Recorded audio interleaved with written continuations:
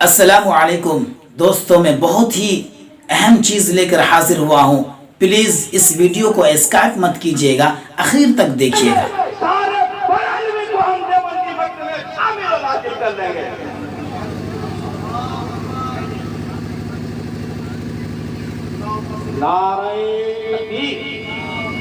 او بھائی انہیں دیکھو، دیوبندی کا نام لیتے ہی ان کا پیجامہ اتر گیا۔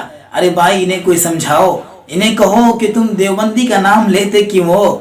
ارے جون سا بھی جلسہ ہو، جون سا بھی پروگرام ہو، جب تک یہ دیوبندی کے خلاف بولیں گے نہیں، ان کا کھانا ہضم نہیں ہوگا، ان کا پیٹ نہیں بھرے گا۔ ارے بھائی جو صحیح بات ہے، جو صحیح چیز ہے اس کو بتلاؤ نا۔ اور یہ جو سامنے بیٹھے ہیں یہ بھی بیوقوف ہیں۔ اللہ نے آپ کو عقل دی ہے، تھوڑا سا سمجھیے نا۔ اللہ نے آپ کو زندگی دی ہے، اپنی زندگی کی فکر کیجئے نا۔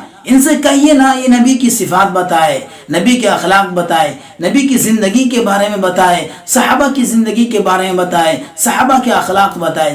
یہ کیا یہ ایک دوسرے کے چکر میں پڑے ہوئے ہیں؟ اور ان سے پوچھئے تو صحیح، کیا میرے نبی نے کبھی اپنی زندگی میں کسی کو برا کہا؟ حضرت انس رضی اللہ تعالیٰ عنہ فرماتے ہیں کہ میں نے 10 سال اللہ کے نبی کی خدمت کی، اف تک اللہ کے نبی نے مجھے نہیں کہا۔ کیا ان سے کبھی اپنی زندگی میں چوک نہیں ہوئی ہوگی؟ ہوئی ہوگی، لیکن اللہ کے نبی کا یہ اخلاق نہیں تھا کہ وہ ایک دوسرے کے پیچھے پڑے رہیں، ان کی برائی گنواتے رہیں۔ ارے بھائی ہمارا قرآن ایک ہے، ہماری حدیث ایک ہے، ہماری شریعت ایک ہے، پھر کیوں ہم اپنے اندر اختلاف پیدا کیے ہوئے ہیں؟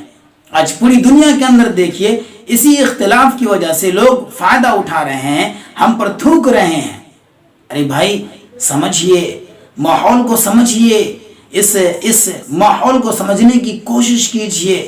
یہ اختلاف والی بات چھوڑیے، جو صحیح بات ہے، جو صحیح طریقہ ہے وہ بتائیے، ہمارے نبی کے اخلاق بتائیے۔